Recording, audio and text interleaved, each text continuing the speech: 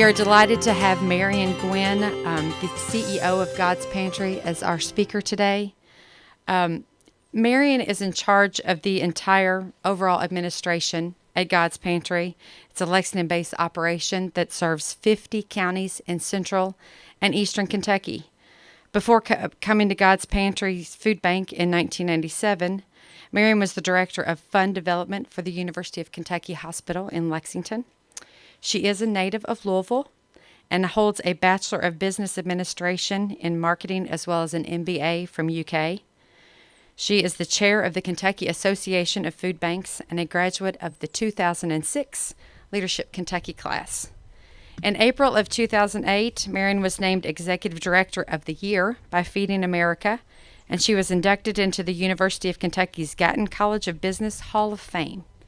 In October of 2008, she was named the first ever recipient of the University of Kentucky Nonprofit Leadership Initiative's Distinguished Nonprofit Leadership Award. That's a mouthful, but a wonderful honor to say the least. Marian is a member and past president of the Junior League, past president of the Lexington chapter of the Association of Fundraising Professionals, and a graduate of Leadership Lexington. She currently sits on the advisory board of Central Bank in Lexington. She regularly volunteers at Broadway Christian Church Pantry with her husband. She has young adult children and lives in Lexington with her husband, Gene. So I would like to introduce to you Marian Guinn. You can move that around if you need to. Thank you. Thanks. Well, it is a pleasure to be here today on this beautiful property. It reminds me that when I was a new ED of God's Pantry Food Bank about 13 to 15 years ago, 2 times we brought our staff here for a day on the low ropes course. And if you haven't ever done that, the staff did a fabulous job.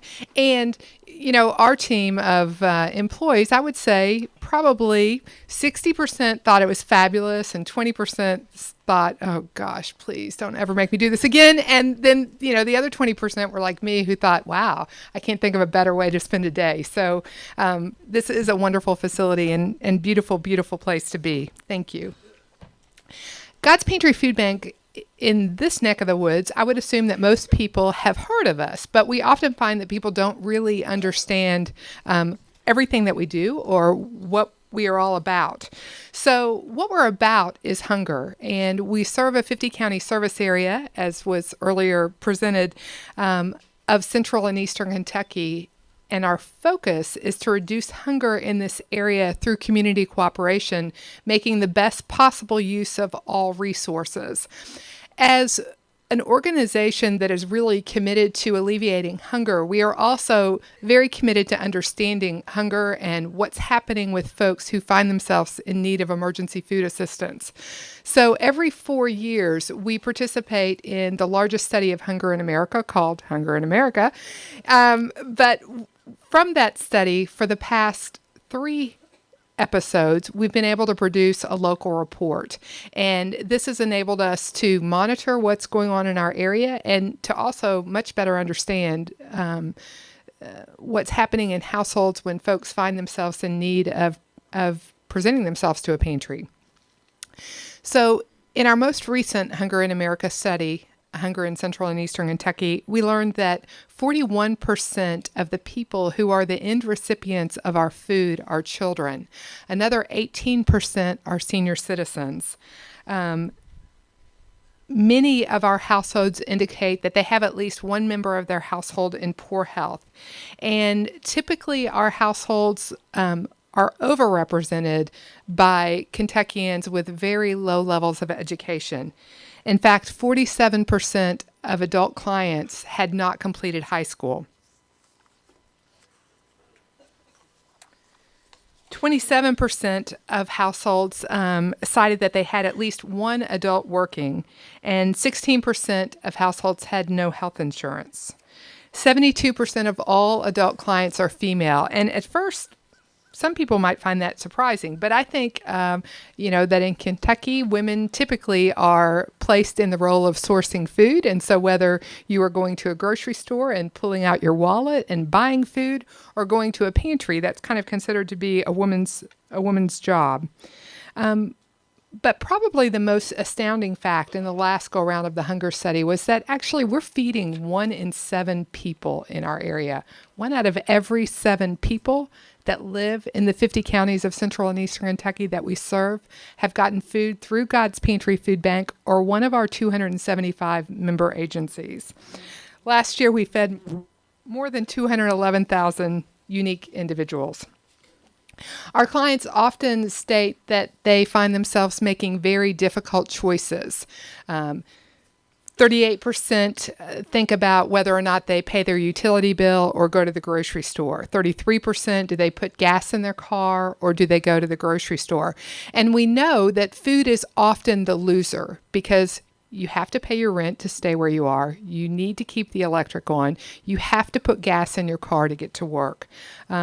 And so a very high percentage of the people that we serve cite that they routinely skip meals or go without eating because they don't have enough money for food. 1 in 5 adults cut the size of their meal, and 1 in 4 adults cited that they hadn't eaten for at least a whole day in the last month.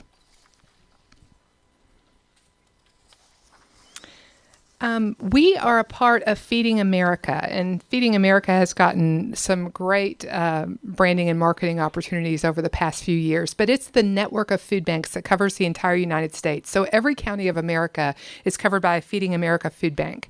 The way we work is, in some ways, we're kind of like this great middleman because there are sources of food that come into our warehouses. Food from the federal government, food from the food industry at large that's kind of organized by Feeding America, produce from growers and producers around the country, as well as local producers and local growers and local retailers and local food drives. So we source food from wherever we can get it in an economical fashion. We work hard to bring in the most nutritious food mix possible. And then we make it available to our member agencies. They go online and they fill out order forms.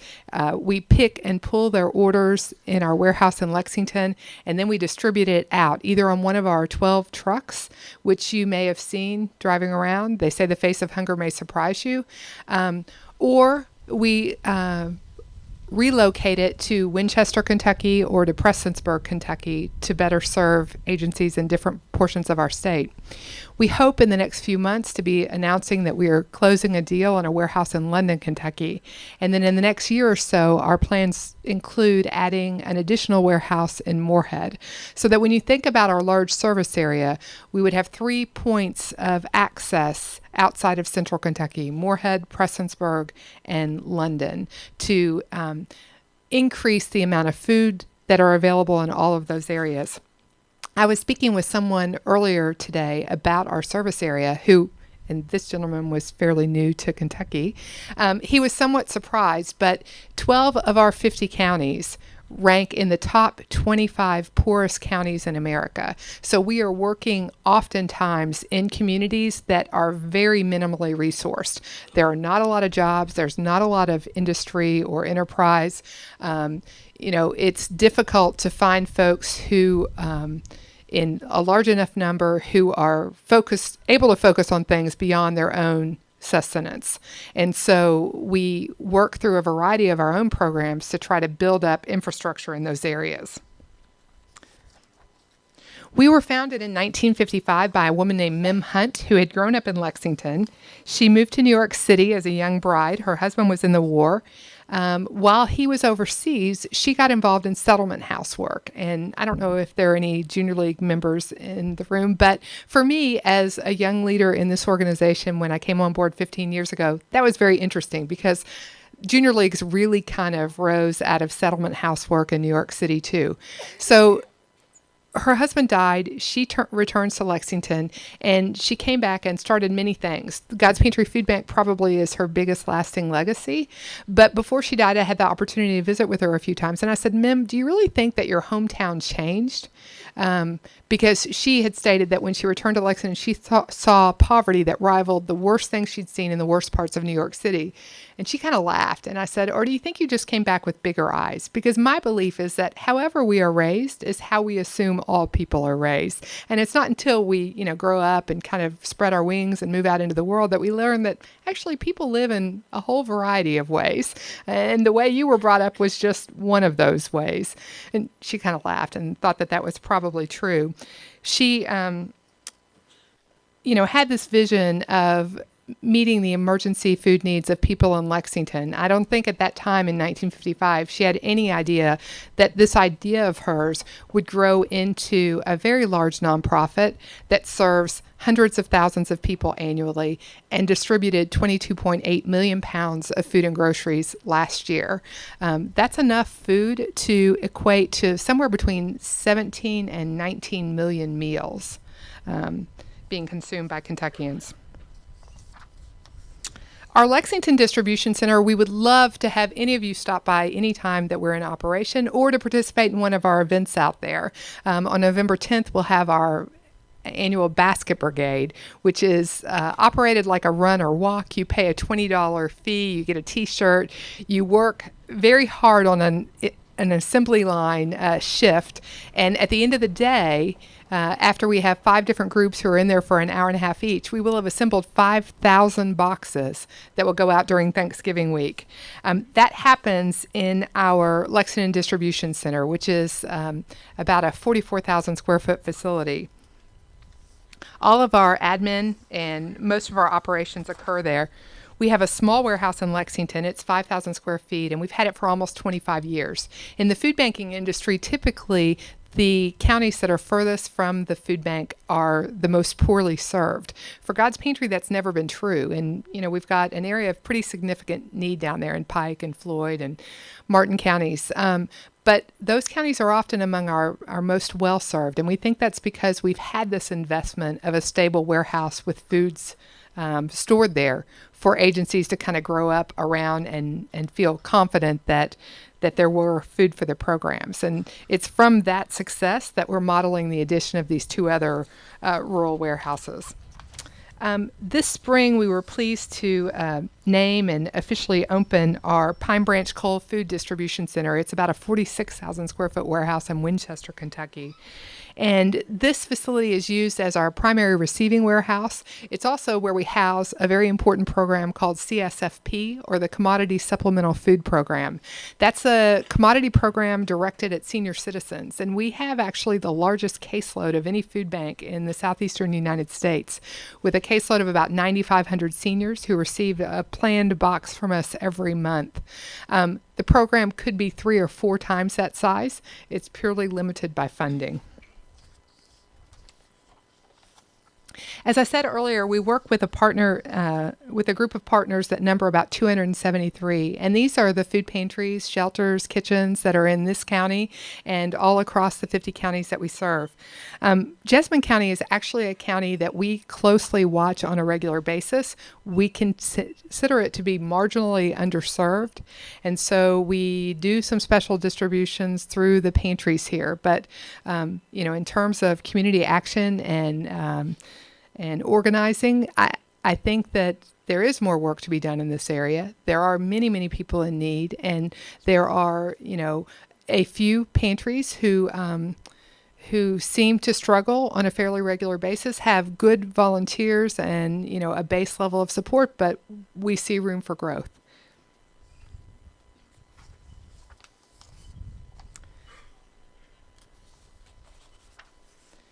In Kentucky, there are 7 food banks that impact the state. So we have the large area of central and eastern Kentucky. There's another food bank in Louisville. It's called Dare to Care Food Bank, and it kind of has the Louisville metropolitan area. In Elizabethtown, Kentucky, there's a food bank called Feeding America of Kentucky's Heartland, and they have much of western Kentucky. We have a few counties right across from Huntington that are covered by the Huntington Area Food Bank. And then there's another great organization in Cincinnati called the Free Store Food Bank, and they serve several of our northern Kentucky counties. And then a food bank out of Evansville, Indiana, covers some of the far western Kentucky counties. In our distribution of nearly 23 million pounds last year, almost a third of that, or 7 million pounds, was fresh produce. It's a part of our effort to make sure that low-income citizens not only have access to food, but that they have access to a nice variety of food. Through the retail store pickup program and the incredible generosity of Walmart and Sam's Clubs and Kroger's and Food Cities, we are picking up every day of the week frozen fresh meats that have also incredibly increased the nutritional variety that we're able to provide to our member agencies and people in need. In Lexington, we are known for operating the Fayette County Food Pantry program, and that really, was started by Mem Hunt in 1955, and we've continued that program. In addition to that program, we're also very involved in Kids Cafe and backpack programs in Fayette County and in several other counties, as well as having several member organizations who operate backpack programs. If you're not familiar with backpack, those are foods that children generally can access without any need for preparation, and it's a little supply that goes home with children either through their family resource center at school or through another program that they're participating in. The Kids Cafe programs are places where children can receive an evening meal during the school year. And during summer, we kick into full gear in many of those sites, offering summer feeding programs with a minimum of 2 meals offered each day.